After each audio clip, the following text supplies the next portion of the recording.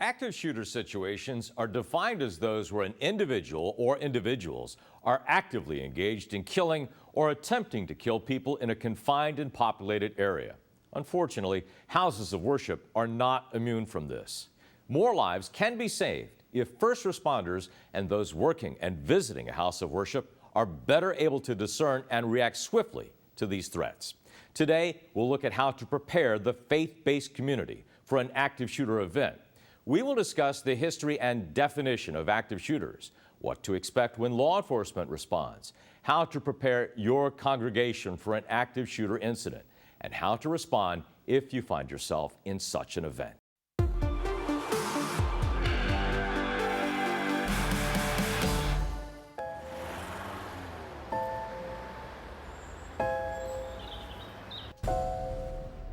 It may feel like just another day at the office, but occasionally, life feels more like an action movie than reality. The authorities are working hard to protect you and to protect our public spaces.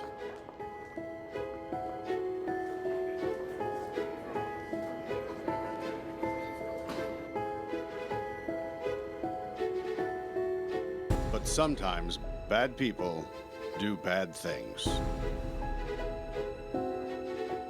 Their motivations are different. The warning signs may vary, but the devastating effects are the same. And unfortunately, you need to be prepared for the worst.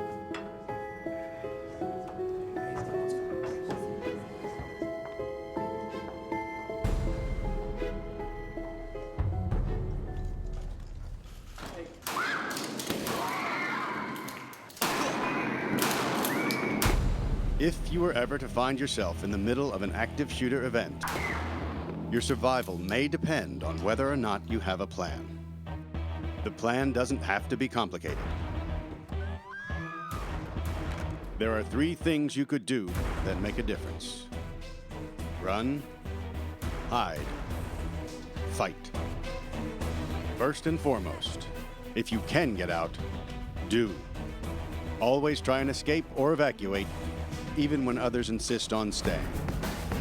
Encourage others to leave with you, but don't let them slow you down with indecision. Remember what's important, you, not your stuff. Leave your belongings behind and try to find a way to get out safely. Trying to get yourself out of harm's way needs to be your #1 priority. Once you are out of the line of fire, try to prevent others from walking into the danger zone and call 911.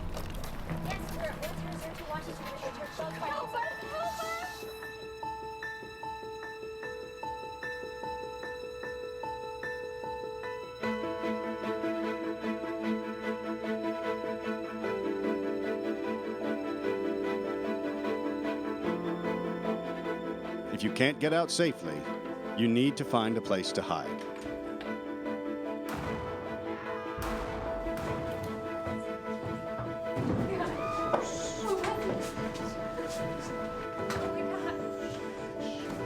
Act quickly and quietly. Try to secure your hiding place the best you can. Turn out lights, and if possible, remember to lock doors. Silence your ringer and vibration mode on your cell phone. And if you can't find a safe room or closet, try to conceal yourself behind large objects that may protect you. Do your best to remain quiet and calm.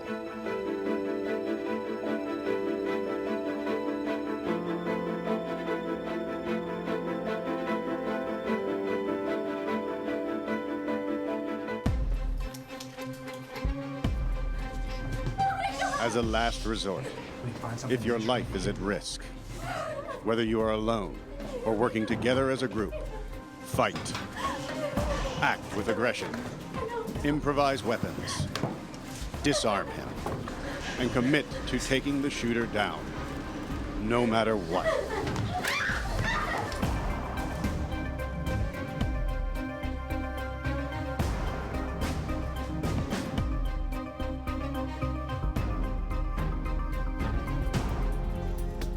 Try to be aware of your environment. Always have an exit plan. Know that in an incident like this, victims are generally chosen randomly. The event is unpredictable and may evolve quickly. The first responders on the scene are not there to evacuate or tend to the injured. They are well trained and are there to stop the shooter.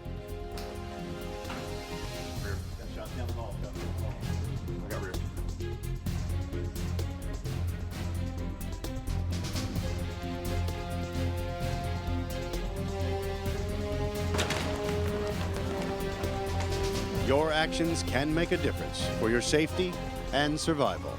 Be aware and be prepared. And if you find yourself facing an active shooter, there are 3 key things you need to remember to survive. Run, hide, fight.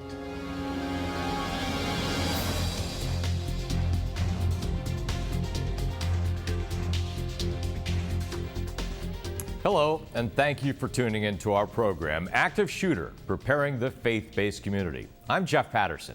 Active shooter events are unpredictable and evolve quickly. These situations are tragic and unfortunately becoming much more common. To begin our discussion, let's meet our guests. First, I'd like to introduce Special Agent Dave Cuvier. Agent Cuvier has been in federal law enforcement for 33 years. He has served as the hostage negotiator, an FBI SWAT team member, a sniper, and currently Agent Cuvier is the spokesperson and public affairs officer for the FBI Tampa Division. Next, we have Paul Ford. Dr. Ford has over 30 years of experience in risk management. He works with the company Innovative Training and Consulting and has been responsible for the safety, security, and emergency management for many healthcare groups. And finally, we have William Byrd. Bill has 24 years of law enforcement experience and is currently a SWAT coordinator. He has trained thousands of law enforcement officers on tactics of active shooter response and planning. He is with the TROS Group, which helps private organizations like churches plan their response to a possible active shooter. To begin our discussion, we're going to look at the history and definition of active shooters and what to expect when law enforcement arrives. Dave Cuvier, the FBI has looked at this for years. What can you tell us what the history teaches us about active shooters? Well, the FBI has actually looked deeply into some of these active shooter situations, identifying about 160 of these incidents that have occurred between a period of the year 2000 to 2013. And we were able to determine some very disturbing results. For example, we see a trend, an upward trend of the frequency of active shooter situations in our society. And even more so, that might be of concern to either the folks out there or the public. When we look at the numbers of the 14 years, when breaking down the average active shooter, the number of active shooters that we actually have over the years, the average is 11 per year. When we start looking at the first 7 years, they're about 6. We average about 6 a year. And what's really disturbing and very telling is the last 7 years, we're looking at over 16 incidents per year. Are there general indicators, tip-offs, if you will, that something like this might occur? Yes, absolutely. Matter of fact, the FBI is actually looking and conducting a study as we speak today on trying to identify pre-attack behavior indicators to better help law enforcement and the public.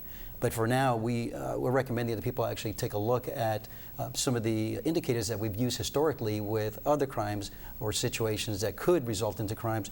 For example, workplace violence. Some of the things that we should be looking at is, especially when we're dealing with employees or family members or friends that we know very well, we basically know their baseline as far as the behavior patterns are concerned. So the things, any deviation of that we starts getting us concerned should be things like individuals having financial problems, getting additional stress because of maybe marital problems, starting to get or talk about how the world's against them, or even starting to promote and even support acts of violence that are out there, or even talking about utilizing weapons to get even with people, and or even talking about suicide. Those are some of the things that people should start looking at, and if they see something like that or hear something, they should take appropriate action to try to mitigate that early on. Paul, are there differences between what an active shooter is and something called a directed shooter? What are those? Yes, very important differences. And the FBI has done a great job of trying to look very specifically at the active shooter. But most of the shootings that occur, it's hard to define, and there's not really a national consensus. The shootings that are occurring, an active shooter, remember, is an individual that is actively willing to shoot anyone, and there's no real target. He's just after killing anybody. Then there's a directed shooter. Now, the directed shooter is possibly an opportunity, if we work our plans right, to try to prevent some of this. A directed shooter is a person that has a target, and that's the biggest difference between the definitions. It could be an individual, or it could be a group. Now, those targets vary in reason. It could be that they're just angry or upset at a person. Could be that it's a hate crime and a terrorist act. But that's a very, very important difference for our planning purposes. Bill, if you're a victim and you're in the middle of that, I don't know if the ideology of the shooter really matters, or if they're having personal problems at home. What does matter is that that active shooter is causing immediate death. So what can you tell us about what's going on and maybe how we should react? Absolutely. And you make a good point. The point of the investigation afterwards obviously is valuable to us to determine why these things happened, and hopefully try to stand in the way of these things in the future. But when you're there, your main goal is to survive this event, to get away from this thing. So, obviously we saw in the video the run, hide, fight. What you can expect is that law enforcement is going to come here. Law enforcement is going to come very rapidly. They're going to come in a very different fashion than we've done in the past. And they're going to come in a variety of uniforms or tactics that maybe we're not used to seeing, like perimeters and so forth. They're going to attack this thing front on. What you can expect is they're going to go past the victims. They're going to do the unconventional things that you thought they were going to do. They're not there to rescue people. They're there to stop the violence from happening. So what are the immediate risks? I mean, when the shooter shows up, what is the immediate risk? I'm sorry, I'm off my train of thought. That's all right. So because we're talking about situations that are very fluid, they evolve differently in each of these cases. So, between law enforcement showing up in the situation and the victims there, I mean, we saw a good thing in the video about run, fight, hide, and how to deal with that. Tell us about some of these immediate risks when people show up and the shooter is actively engaged. The mindset, I guess, in the past has been prevention.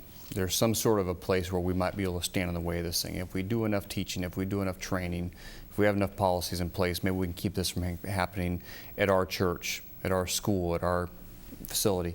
I think what we need to recognize now is that, like Dave told us, this is something that's here to stay, and we're seeing the pace of these things rapidly increase.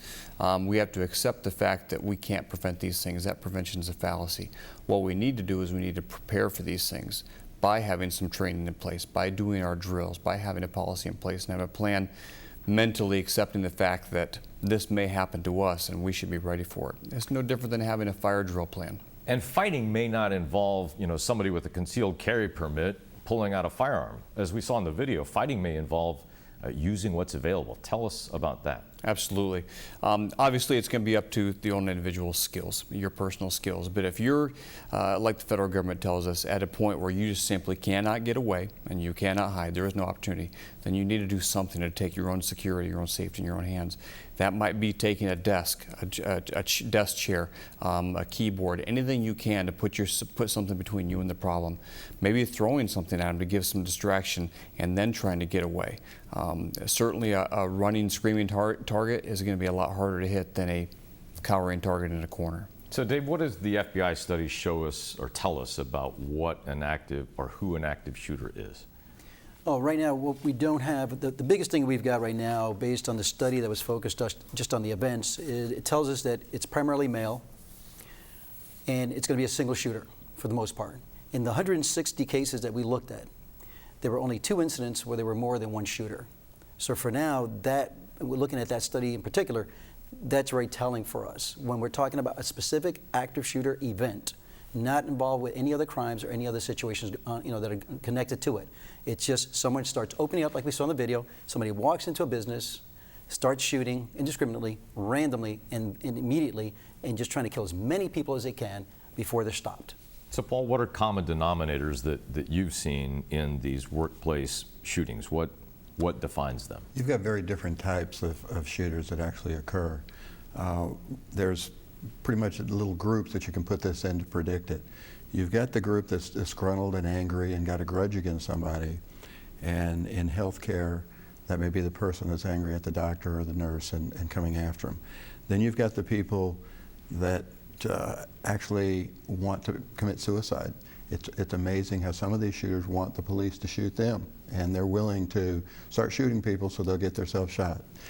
Then you have the overflow, which is an opportunity too, for domestic violence to overflow from the home to our different places. That's about 25% of the shootings that occurs with that. Then you've got the small group that's euthanasia. Well, not that small. I think right now the research tells us about 11% of the shootings are euthanasia, where you have elderly people, or you have people that have terrible diseases, terrible pain, and they make a pact with a loved one, or a loved one decides they can't see their loved one suffer anymore, and they decide to take their life. Actual employees that's going back to shoot in a business is only like 4 or 5% now. These others are much larger. The scary fact is it's very, very difficult to plan, prepare, or prevent a person that's made up their mind that they're willing to die to shoot the person that they're targeting and they're going after. So those are the groups, and we want to study each group with the organization to say, how does this work into their own plan? How do we prevent this, or how do we prepare a faith-based organization, a hospital, a church, a nursing home, any of them, from at least being prepared when this does happen? Do you have to plan differently for the different groups that you were talking about? Yes, sir. Yes, sir. You certainly want to plan differently. The environment and the types of people working there. When you're working in a hospital or a church, you've got people that are so kind and loving, and they want to be so nice to everyone. It's very hard to admit first that anything would happen like this, or that it could ever happen. Then in some of those places, you have completely open areas where the people could be shot. Other organizations, you look at it and say, how can they compartmentalize and that type of stuff? So it depends on the building, the people in the building, and when you're dealing with the churches, I also have to look at the age of the group that's there, and do we have the handicapped people there? It's very difficult to escape or run if you're in a wheelchair. Very challenging. So you have to look at, and I like to go down, if you get into a big organization, go down all the way to the department level. You have one plan that's good for an organization. That includes communication, that kind of stuff. But then you go down to actually, how does a choir escape in a church? Are they inside of an enclosure where the choir can't run? Those are things that we want to think about as we go into this process. Yeah, we haven't wanted to think about them because you would hope that in a sanctuary, it's a sanctuary, that you have a relative safe place. But obviously history has shown us that that's not necessarily the case anymore. And God willing, they won't have to think about it if we can help them think about it. So that's part of what we're trying to do, is help them. So Bill, these shooters show up, some of them just are indiscriminately looking for victims. Right. We could call this a murder spree or a mass murder event, and like we learned in the FBI or the definitions, is these are ongoing acts of violence. It's the threat of death or serious bodily injury. Okay. Generally, it's with a weapon. It doesn't, or with a firearm rather, but it doesn't necessarily have to be. It could be. We've seen in Asia they've used swords. But the point of the matter is, it's the risk of death or serious bodily injury, and it's ongoing acts of violence. And then, of course, it has the unrestricted access to more victims. So, Bill, what happens when law enforcement shows up? What should people who find themselves under those circumstances expect? Well, that unrestricted access to more victims, that's our job. We're going to try to stop that. We're going to put something between them, that problem, that violence, and the more victims part. Obviously, we can't get there soon enough to stop it or to prevent it, but we can certainly compartmentalize and mitigate this. like we see from the FBI study, a good number of these folks, when law enforcement shows up or any kind of resistance happens, they take their own lives or their attack stops. So simply by our presence alone might be enough. But short of that, though, what we're going to do is do a frontal assault towards this problem. The law enforcement officers are trained to go towards the sound of gunfire. We call it the path of destruction. They're going to follow the screams, the shell casings. The indicators are going to tell them that's where the problem is at. And while they're getting there, they're going to be bypassing the injured, possibly the sheltered in place people. And that's going to be hard for the people seeing this. But they have to know the sooner they can stop that violence, the sooner we're going to get those rescues and that medical treatment happening. And Dave, sometimes the people who can first stop this aren't law enforcement. So usually the response has been call 911, get law enforcement here, but it may take a little while, especially depending on the location for law enforcement to arrive. So what can you do if you find yourself in that circumstance to not make yourself a victim? Again, you just got to make sure you got the training, you've gone over this, you've exercised it, you've implemented it. Get it to the point where it's second nature, because we have seen situations in our study where there were at least 21 incidents where unarmed individuals were able to stop the attack. So what we're looking at right now is folks have to understand that typically we're so used to calling for help, situations occurring, but when we start looking at response times, when we look at a national response time for law enforcement, first responders to get to a scene, we're looking at 53% of the time, it's going to be under 10 minutes. But when we start looking at our study and looking at the damage that's done, and by the time the help was, it was able to get there, we have about 69% of the situations ended under 5 minutes. When we start looking at those cases, the cases where we can actually determine a time frame of response to stopping the threat. And about 23 of the 63 incidents that we were able to come up with a time line on it, we were looking at the incident completing or finishing, under 2 minutes. So by the time police get there, they may not get there before it's over. But it's against human nature to run towards a guy with a gun, unless you have military training or police training. So can you give somebody an idea of what their mindset should be in that circumstance to help them through? And it is you have to determine now and have a plan, like we're talking about here, whether it's a hurricane or it's a fire drill type plan. You have to understand, what are you going to do if? And start talking about that now. Get that dialogue going with your group of folks at the place of employment or place of worship. And you want to be able to figure out within the options that we're recommending here, and that is, again, run if you can, hide, and if you can't fight, that's fine. If not, help those that will, try to engage and stop that. That's the key thing. It's almost like being in a trauma center. We've got a lot of blood going on. We have to stop the bleeding, and that's what law enforcement is trying to respond quickly to stop that. So in many cases, we're able to do that with either armed or unarmed citizens that are out there. And when I mean armed, those in our study were actually carried authorized weapon permits, and they were able to engage that attacker and stop any further damage. I think, Jeff, what we want to do is we want to battle the complacency and the feeling that it's not going to happen to you. It's going to happen to somebody else somewhere else. For so many years, we thought our churches were safe. We didn't want to think about this. We didn't have to think about this. Now we're coming head on to the fact that we need to be good stewards with our ministry. We need to watch over our churches. We need to watch over our places of worship to ensure they are safe.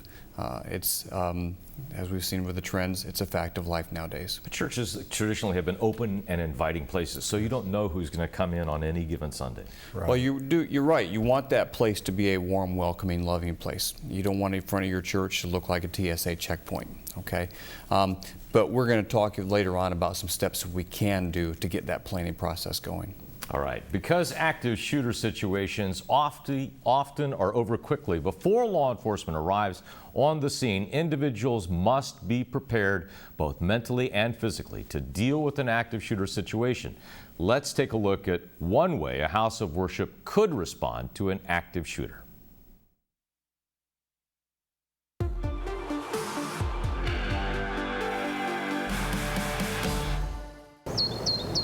It's Sunday morning and service is going on at your local church.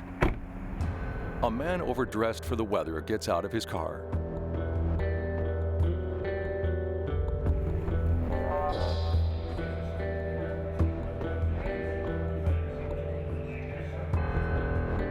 walks into the building and past 2 of your greeters without acknowledging them. Just inside the doors, he pulls a weapon out of his coat and opens fire.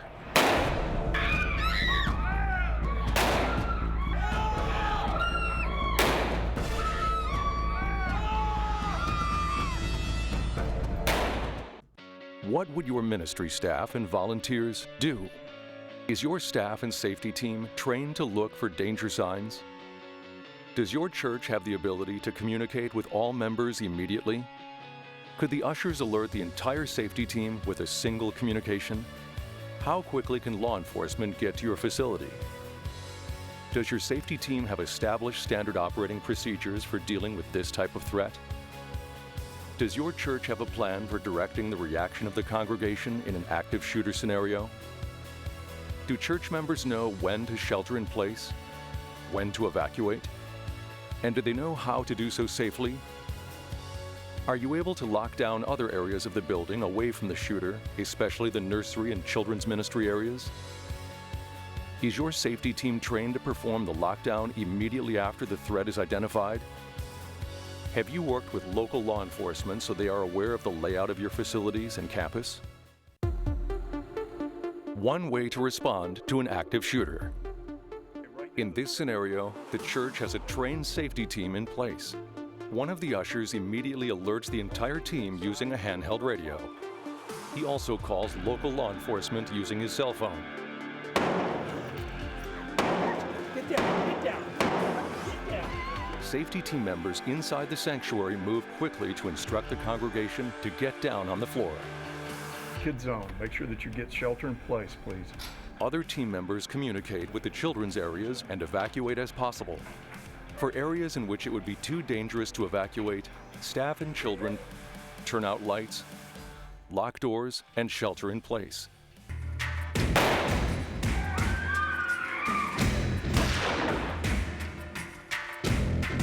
This safety team has armed members made up of off-duty law enforcement and former military personnel. They engage and neutralize the threat and wait until police arrive.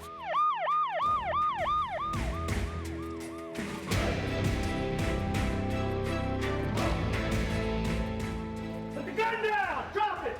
Don't move! Get on the ground! Get down! Get down! After law enforcement arrive and secure the gunman, the members of the team help evacuate everyone and do appropriate follow-up for the ministry. With active shootings on the rise, it's more important than ever to know how to respond to the threat before it happens.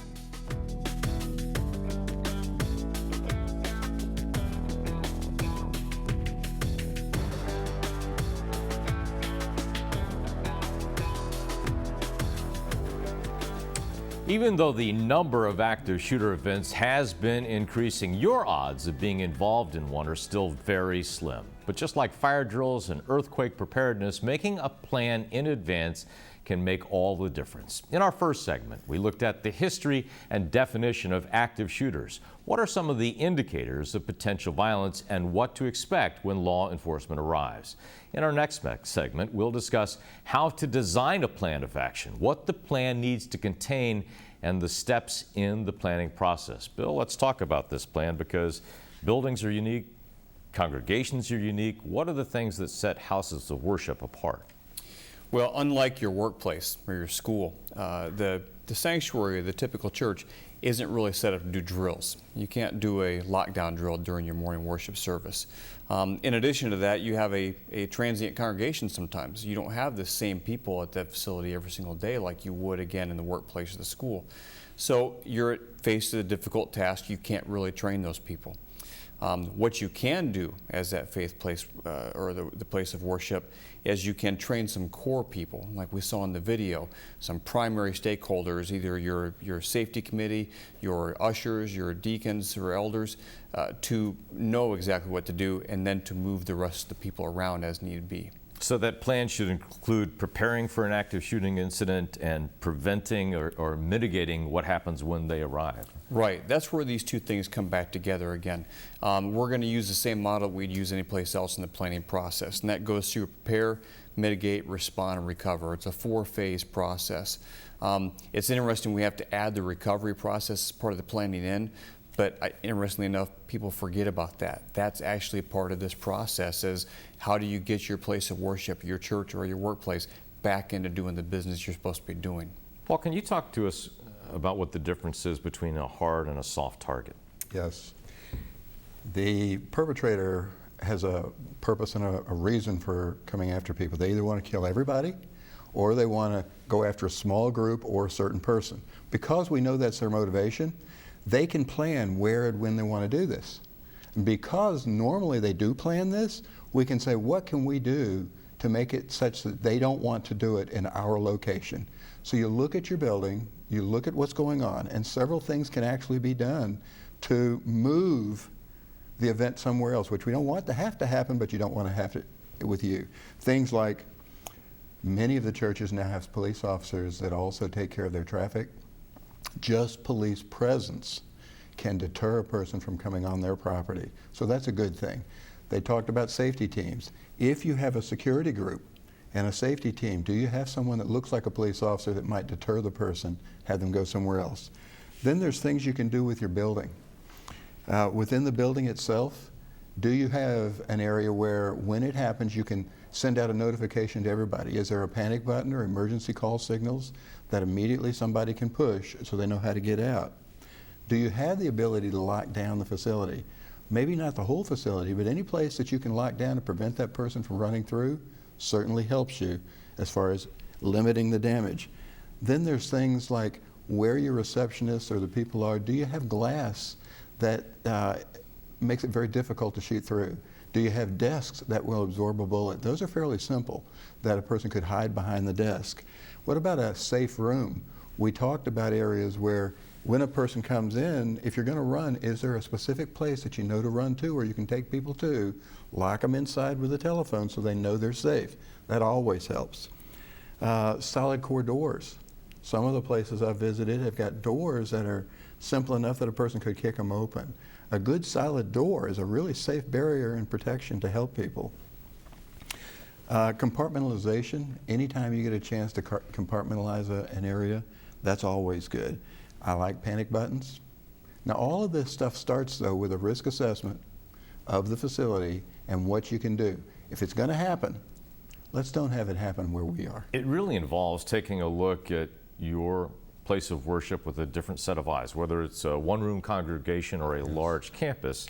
You have to really walk around, look at the buildings, the annexes, or the one room with a different set of eyes, don't you? Yes, absolutely. You've got to look at it from everything from the street, and then try to put yourself in the mind of a person that wants to come in there and shoot people.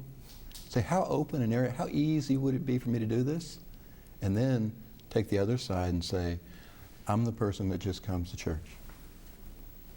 How easy is it for me to react? How do you form a team to do that, Bill? How do you form a team that can look around with an objective sense and a different vision, if you will, of what you do? This is really the exciting part because this part doesn't cost you any money. Obviously, some of those things that the doctor talked about, those can be kind of expensive, okay? And depending on what kind of resource your facility has, you may not be in the business of going out and buying bulletproof glass just quite yet. But writing your plan is free, though. And you don't have to necessarily pay a high-priced consultant to come in and do it. You probably already have the people inside your congregation, inside your church, they can put this thing together. What you're going to try to put together now is a multidisciplinary team from inside your facility. Maybe people who do this, you have law enforcement, fire, federal emergency planners, and so forth already in your congregation. Bring them together as a planning committee to start writing your emergency operation plan for your church. They're going to start off with a basic plan that's going to basically establish a chain of command. Online, we can grab the incident command structure from the federal government and the National Incident Management System, use them as guides while you write that plan. That way you're talking the same language with the law enforcement and fire resources that show up. And then from there, start designing out, like the doctor said, you want to do your threat assessment, your risk assessment. What are you really in danger for? Today we're talking about active shooter. You're going to write functional annexes for each one of those events. You might have an active shooter tab, you might have a tornado tab, you might have a fire tab that are all living portions of your emergency operations plan. And Dave, this planning doesn't begin when somebody walks in and opens fire. I think we brought it up in the piece before. It's important to involve local law enforcement or law enforcement in general, people with expertise in advance, just so they can come to your facility and take a look around, right? Absolutely. The key to, to mitigating any threat is being proactive. And by being proactive, we're mentioning things like reach out to your local law enforcement agency. They'll be more than happy to come in and help with a plan, or to at least help you identify the different risk areas or vulnerabilities in your center, your religious center, and some of the ways to mitigate those as well. And a lot of times it's you don't have to spend a whole lot of money. It's just having methods or standard operating procedures in place to address those threats when they come up. And once you establish the plan, maybe Bill, you can talk to this. It's because things evolve, society evolves, these attacks are evolving. You shouldn't just put it on a shelf and let it gather dust. Exactly, Jeff. That's what we see a lot of times is, we've designed a plan, or maybe we downloaded a template from the internet, put it in a book, put it on a shelf, and say, okay, that task is done. We talked about this is a preparative mindset. This isn't a preventative mindset. Preparation is an ongoing event. That preparation involves a train, drill, assess model, if you will. We're going to design our plan, we're going to train our primary people on this plan, then we're going to drill that plan, see if it really works. Do a good assessment afterwards. You might find out that it looked great on paper, but when we actually did it in live action, it didn't really work so well. Assess it, massage it, and then continue to adjust that plan as your geography, as your population, as your location might change. A major transportation route changes around your church, you might need to change your plan to accommodate for that. Paul, one of the things you mentioned is recovery, and of course, faith-based organizations are very much in the business of helping people through difficult situations. But what happens if one of these attacks happens to your place of worship and you can't get back there for a long time? Should you be prepared for that as well? Absolutely. You want to look at it and say the good probability is it's going to take a long time for the police to do all their investigations, get everything cleared out. The family members and all the friends of all of your congregation are going to wonder what's happening. You want to be able to say, how are we, and communication with all the different constituents you've got. All the children that are in there are going to have parents and grandparents and people that are going to want to know. You've got to be prepared for long-term communication stories and talking to them. Be prepared for saying, how long will the police take to actually contain this scene? You may have, and at the same time, for a church it's fantastic because they already want to talk to each other and console each other, and they already have the faith to say, hey, we're going to live through this. So there's a good side too, that at least they'll be there to comfort each other, but you have to be prepared that long term too, this hurts people's psyches. It hurts people's minds. No one understands why. So you have to be prepared long term to try to build back up the confidence and the love within your congregation. And Dave, as the incident is going on, as these things occur, of course the media is going to show up. How do you develop that as part of your plan, and how can places of worship deal with that element? And again, being proactive, reaching out to your local media outlets, building that relationship ahead of time, being leaning forward. And as you just heard, it all comes into play, and your plan is going to be a living document as situations continue to change or relationships grow. And one of the things with the media is, if you don't have someone, and sometimes you'll have those resources available, there'll be somebody at that particular religious facility that may be a reporter or maybe a public relations expert, professional. You want to bring them in. They'll be more than happy, I'm sure, to help establish those relationships. But the thing that we don't want is, for the first time when an incident actually occurs, is now try to engage the media and try to figure out where you're going to stage the media when they show up. Those are things you need to work out ahead of time. And even with local law enforcement partners, the local police department or the sheriff's office it has jurisdiction over your facility. You want to have those things planned out, and they have public information officers that they can even help you out and give guidance. Bill, walk us through the steps of coming up with a plan. What do you do? Well, first of all, you got to decide what you're planning for. Today we're talking about active shooter, but you want to have someone that's going to be able to take a real good hard look at your facility and say, this is what we're in danger for. churches or facilities, temples in Michigan probably don't need to plan for hurricanes. So you really want to design your plan. Like I said, it's really indigenous to that facility itself. You want to design your plan about what your risk, what your problems are going to be. Be sensible, be reasonable, and then seek the free resources. Like Dave talked about, there's lots of planning tools out there, both through FEMA, through DHS, that we can go and get that they provided for us to give us guides to start building that plan around our facility's needs. Dave, I think it's important you mentioned to establish those relationships early. It's also though important to speak with one voice in these circumstances, isn't it? Absolutely. If everyone gets out there and starts talking about or speculating about what happened or what's going on or how things are progressing, all that does is it confuses the public. It gets disinformation out there. It may be actually hurting an investigative step or activity that's going on. The stakeholder, it may damage their reputation, or there might be a family member or something else going on out there. So if you have one person, you can come together as a team, and that'd be in law enforcement, public safety, religious leaders, and nowadays, law enforcement in particular is very good about engaging stakeholders and saying, hey, we're about to put out this press release or this comment. Is that okay with you, or is there anything else we need to put out there? So what are next steps in your planning phase? This is where it gets really serious. You need to understand the situation. We're planning for a critical thing to happen in your facility. We're planning for a very dangerous, potentially even deadly incident to happen in your facility. So when we sit down to write this plan, you have to do it with the proper mind and the proper heart that understands what we're planning for. Determine your goals and objectives. We already talked about, we really don't believe prevention is a goal here. Our goal or objective is going to be to prepare for this thing. So now we're changing our mindset. We're saying, this can happen to me. In fact, if you're writing a plan for it, you're saying, it will happen to me, but I'm going to be ready for it. After that point, we're going to identify stakeholders, identify those people, those resources you can go to, whether it be inside your congregation or out of your congregation, that are going to have talents or skills they're going to be able to bring to the table. The living, breathing document that Dave talked about, like we said, we don't want to just put this thing on the shelf once it is completed. We're going to train, drill, assess it. You're going to have a committee that's designed ahead of time that's going to be responsible for maintaining this document, maintaining this training model. Don't just put a mark on the checkbox and say, yeah, we reviewed it, but actually looked at it. Maybe the people we had as incident commander or as the PIO or the children's welfare director, those people have changed. Our document needs to change with that.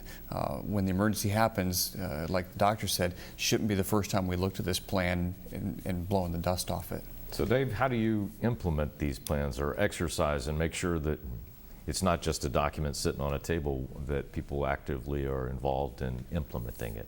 Well, there's several ways of doing it, and some of the things that we even do in law enforcement is we will have, we'll come up with plans. They'll be in written format. Then we take those and transition those into a tabletop exercise where we bring in other stakeholders around. We'll have somebody from a local law enforcement agency, FBI or fire department and so on, medical staff, for example. And anybody that you think is going to be coming to your particular center or your organization's location, you need to bring them in and then discuss and go through that particular scenario and try to figure out best practices. And the more people you bring in, they may bring in some new ideas.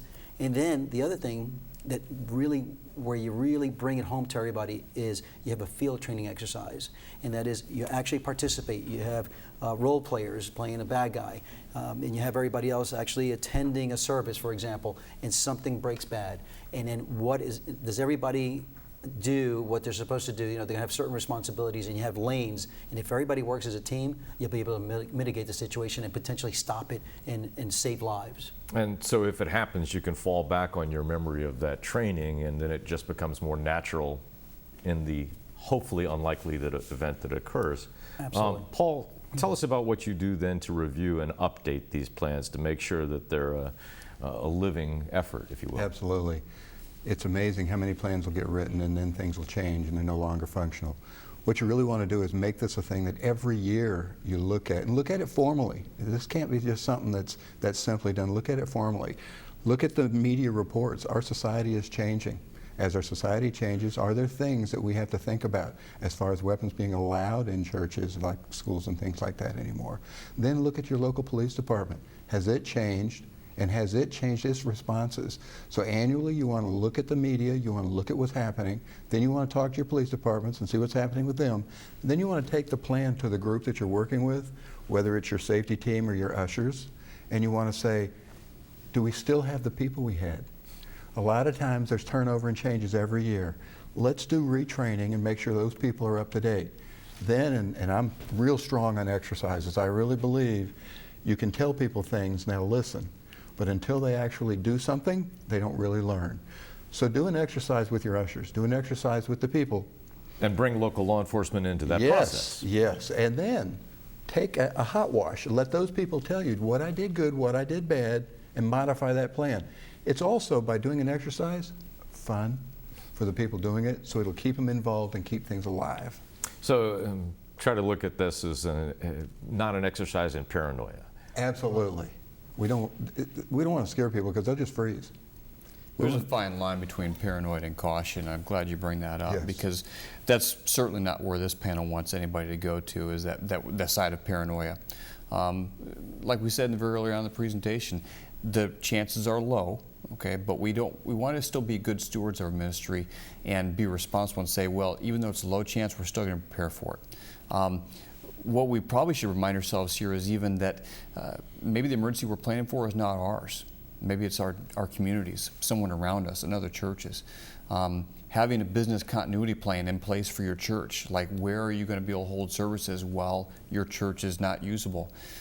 That might help another church who's going through this. You didn't know that they were going to go through this, but now you've given them a facility to use. So when you start talking to other resources, other sister churches, you bring the entire community in on this event.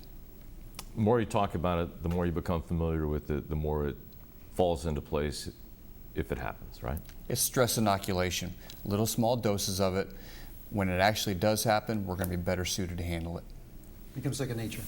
You know, one of the things we have heard some talk about, and we saw in the piece, is that some people who have perhaps concealed carry permits are armed. Do you feel that should be a part of this planning process too? That's a deeply personal decision, in that the congregation is going to have to get together and figure that out. What's right for one location may not be right for another, but I can tell you that it's worked. There are people that have been saved because of it, and when we look at the study and just looking at that, just to really put things in perspective, in the 160 events that we looked at, there were 486 lives that were lost, 557 wounded. When we look at houses of worship, we had 6 of those in the study, and we're looking at 21 individual lives were lost, 27 were wounded. So it can happen anywhere nowadays, but we have to be prepared for it, and mitigation is the big key here. Very good. All right. In our last segment, we discussed how to design a plan of action, what the plan needs to contain, and the steps in the planning process. In our next segment, we will discuss being paranoid versus cautious, reassurance that collaboration is happening, communications with stakeholders, interaction with the media, and victim assistance. Dave, these are important points, but how can you reassure people that collaboration is happening? Well, I can definitely tell you that when we have the FBI conducting these type of studies, sharing that with our law enforcement partners, sharing it with the public as we're doing today. There are collaborative efforts that are ongoing every day dealing with this type of situation and others, but I can also tell you that there's a federal law that was passed in 2012 that permits the FBI to respond to active shooter situations or mass killing events and bring support to the local authorities. So we work as a team, and especially in this local area here, we do that on a regular basis very well. And we did talk about the importance of having one spokesperson, but you deal with the media on a regular basis. And sometimes when these situations develop, there's a lot of assets that are brought in by the media, helicopter, and there's immediacy of reporting. What would you like people to know who aren't used to dealing with the media about these situations, and how perhaps there's some information they shouldn't reveal? Absolutely. If you're not used to dealing with the media on a regular basis and understanding that there are law enforcement operations, for example, or public safety management efforts that are ongoing, you have to be very aware that anything you say, anything you show, anything you tweet as far as photographs or about the, the situation itself, or you're talking about, the event as it's progressing or developing, that can help the assailant, and that can hurt and put in danger law enforcement officers that are responding to that, and the public as well. So you don't want to give away positions of where the SWAT team is outside. Exactly. And perhaps not even reveal who the victims are, because the assailant, the perpetrator, may not know exactly what's happened. Exactly. Not to mention the fact that family members out there may not know who the victim is yet. Right, and that's the other thing too. We have to be very sensitive about certain situations. There are a lot of privacy issues that we've got to deal with as well when responding to a massive situation like this. But the best thing to do is speak as one and identify one spokesperson for the event. The bosses can all come in from different agencies and they can speak, and reassure the public. But the rest of the time, it should be one person that the media knows they can go to for guidance and for information. All right, Paul, what are the highlights of plans and help to identify a plan and further development? What can you do about that? Well, like I said, a lot of this planning is pushed and motivated by some of the media reports. So that's really helping as far as people understanding the seriousness and having to make these things happen. When you start looking at all the plans, try to take it down to the personal level. We want to look at and say, what are the risks? How do we do a risk assessment? How do we mitigate? How do we prepare our building? How do we train our staff, and how do we set the staff up to make that work? How would we respond in the event on this day? Then afterwards, how would we recover? Those are all important. I like to take it one step farther and say, you're the person in the congregation. What's your personal plan now? Okay? What am I supposed to do? It's my family that's sitting beside me. Do I grab my wife and my son and we run out this door? If I have a person standing right next to me with a gun, do I defend myself and knock the gun away, which most of the statistics tell us is probably a pretty good thing to do rather than just standing there. So take the plan that we've worked for the organization and then say, how do I fit into that? When you do that, you're protecting yourself and your family, and I think that's important. So Bill, you want to take this plan just beyond the leadership that has developed the plan, and you want to take it down to either the congregation or the employees, and as Paul said, you individualize it, right? So how do you disseminate that plan to make sure everybody knows what their role is? Well, that's what's really exciting about it, is because inside your church, your synagogue, your temple, you've already got a lot of resources there that you may not be aware of. People that maybe do this kind of work for a living. Like I said, you have emergency medical, you have fire, you have law enforcement, maybe at the federal, local level that are inside your congregation that they can be a part of this thing, and they can take on roles during this event. So besides just the authors of the plan, or maybe the heads of the churches that are putting this together, seek out those resources inside your congregation. They're going to bring a lot to the table, and again, they don't cost you anything. They're already a part of your family now. But the key is making sure they know what their roles, responsibilities are in advance. Right, exactly. It might even be just simply giving them permission to take a role. They're going to step up, but as human beings, we need to know it's okay, we're expecting you to do this. Otherwise, we may sit back hoping someone else takes charge. All right, and then I suppose it's also important to talk about at the end of this victim assistance. Dave, tell me about that. How can you help people through these terrible situations? As you can imagine, not only when we have an active shooter situation, what we've experienced is we have individuals that, loss of life. We have individuals that are physically wounded. At the same time, there's another concern that we all have to have when these traumatic types of situations occur, and that is that you have emotional and mental trauma to people. So that's something else that we have to make sure that we're ready to address. We have resources available. Again, if you have folks in your congregation that are professional mental health folks, bring them into the fold.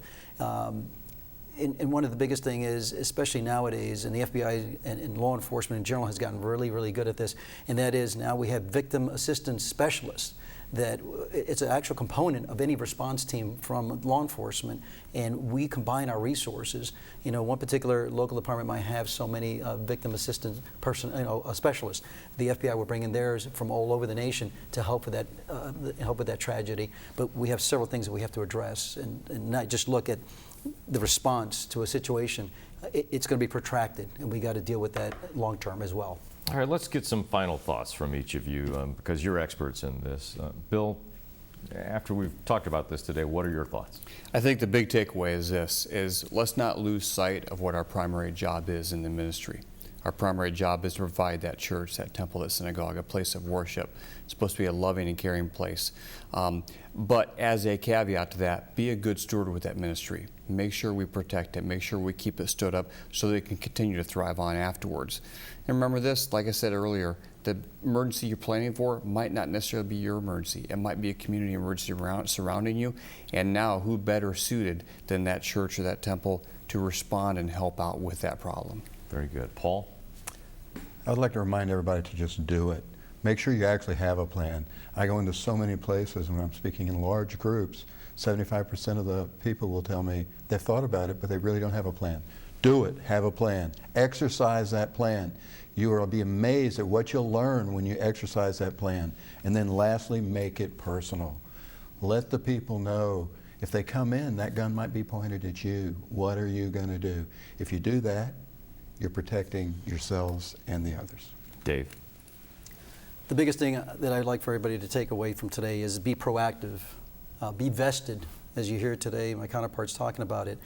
60% of the active shooter situations are done before law enforcement arrives. So something between there has to be done. That's the plan, that's the gap filler, that's going to save lives, it's going to reduce injuries. And you have to also look at two different things. In a religious facility situation, you're going to have insiders that have issues. If you identify somebody that has a problem, help them out. Have employee assistance type resources available, counseling. Try to mitigate that situation before it happens. Then you also have the outside threat, somebody who's not affiliated with the facility and actually walks in. So if you see something, say something and be personally engaged. Don't be paranoid. Exactly. Be proactive. It's not about being paranoid. It's about being, having situational awareness and being prepared. Very good. All right. Well, today we've been looking at how to prepare your congregation for an active shooter incident. We discussed the history and definition of active shooters, what to expect when law enforcement arrives, how to prepare your congregation for an active shooter incident, and how to respond if you find yourself in such an event, how to design a plan of action, what the plan needs to contain, the steps in the planning process. We're out of time, but before we go, we want to leave you with some of the internet resources that you might find helpful. On behalf of Dave Kubatier, William Byrd, and Paul Ford, I'm Jeff Patterson. Thanks for watching.